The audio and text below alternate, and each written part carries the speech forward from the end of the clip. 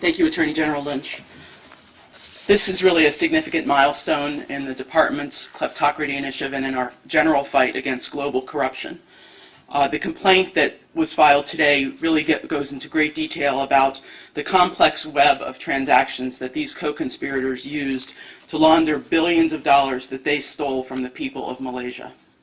We have several speakers today who are going to talk about different aspects of the case. What I would like to focus on for now are allegations in the complaint involving 2 bond offerings in 2012 through which 1MDB raised the money, some of the money, that was siphoned off by the corrupt officials and their associates. The stated purpose of the bond offerings was to allow 1MDB to raise money so that it could invest in various energy assets on behalf of the Malaysian government and the Malaysian people.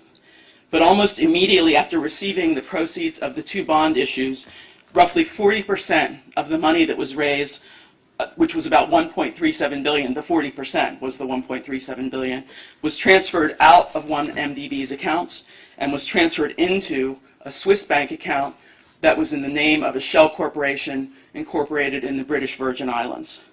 The complaint alleges that the name of that shell company was chosen because it sounded like the name of a legitimate company that was involved in the bond offering. But in fact, the Swiss bank account was controlled by corrupt officials and by their associates. From Switzerland, the corrupt officials and their associates transferred money using a series of transactions involving still more shell companies and more bank accounts located all over the globe.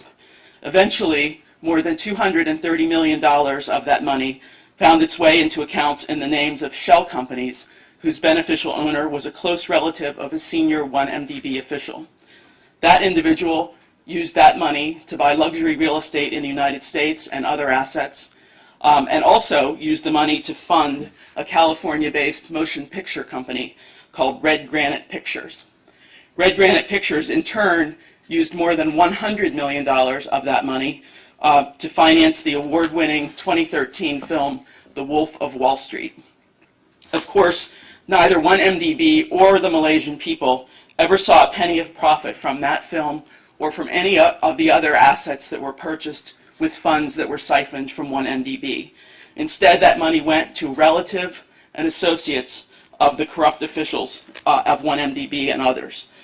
Because the assets were laundered money, the future rights to that film are subject to the forfeiture complaint that's been filed today in Los Angeles. The significant assistance that we've gotten from international partners in this case has really been critical in identifying and restraining assets.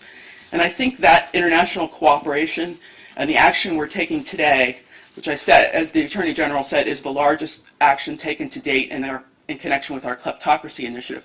It should really send a message to kleptocrats, to corrupt officials around the world, that the United States is not a safe haven for their stolen money, and they cannot evade law enforcement simply through the use of shell companies, nominee entities, and other structures that are essentially designed to thwart law enforcement. The Department will continue to track and will continue to seize assets that kleptocrats and other corrupt officials steal from the people of their countries. I'd now like to turn it over to Eileen Decker from the U.S. Attorney's Office in California.